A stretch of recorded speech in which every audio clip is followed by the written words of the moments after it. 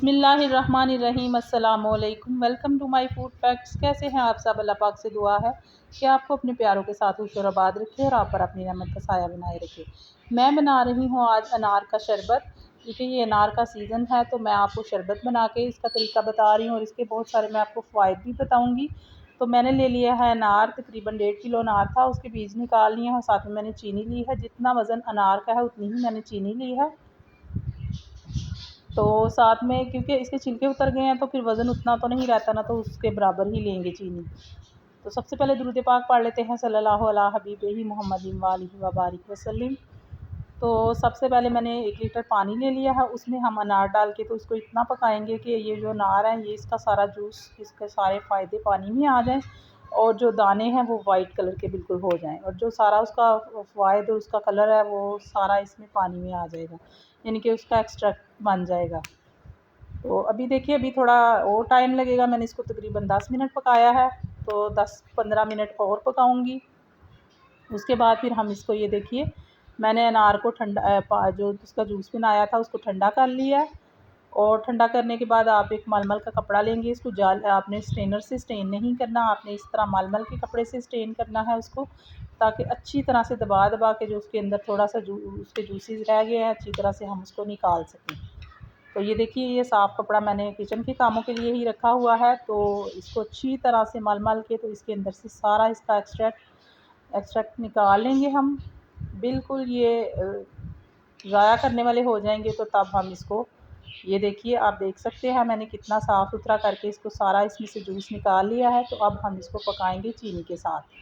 तो इसके बहुत सारे फ़ायदे हैं। अनार का जन्नत का फल भी कहा जाता है। इसमें एक दाना ज़रूर ऐसा होता है जो जन्नत के दानों में से होता है, तो इसलिए इसका दाना कोई ज़ाया भी नहीं करना चाहिए। तो मैंने ये जो जूस रखा हुआ था 1 लीटर जग के जितना था, तो मैंने साथ में चीनी डाल के तो इसको अब पकने के लिए रख दिया है। ढक्कन रख दिया था ऊपर ताकि इसमें उबाल आ जाएँ।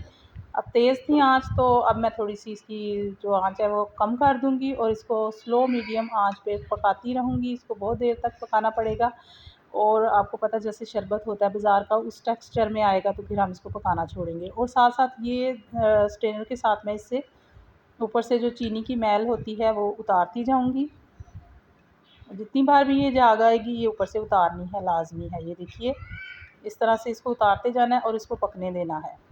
लेकिन आपने इसके पास ही रहना है। चूल्हा कभी तेज़ कर देती हूँ, कभी कम कर देती हूँ ताकि ये उबल के तो बाहर ना आए। लकड़ी का चम्मच यूज़ किया मैंने। इससे पहले भी मैंने आपसे काफ़ी सारे शरबत शेयर किए हैं।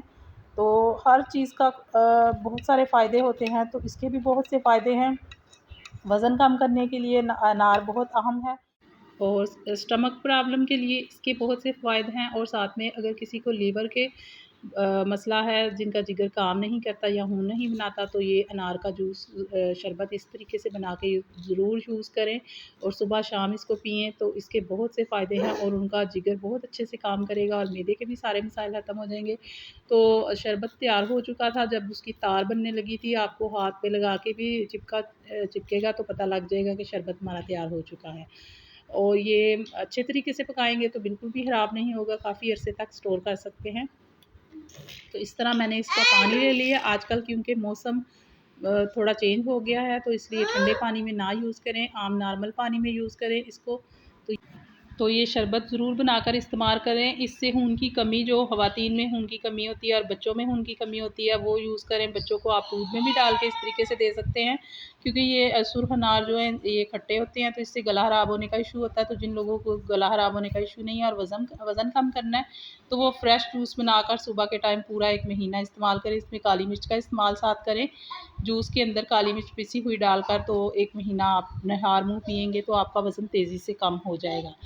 और इसमें जो खून की कमी को पूरा करने का तरीका है, तो वो आप इसी तरह शरबत रोज़ खाली पेट और शाम के टाइम भी पी सकते हैं। 2 टाइम आप पिएँ तो मैदे के लिए और आपके जिगर के लिए भी इसके बहुत से फ़ायदे हैं। जब आपका मैदा और जिगर अच्छी तरह से काम करेगा तो इससे ज़ाहिर-सी बात है फिर आपका पूरा अंदर का निज़ाम बेहतर हो जाता है और इससे खून साफ़ होता है और आपका कलर भी वाइट हो जाता है।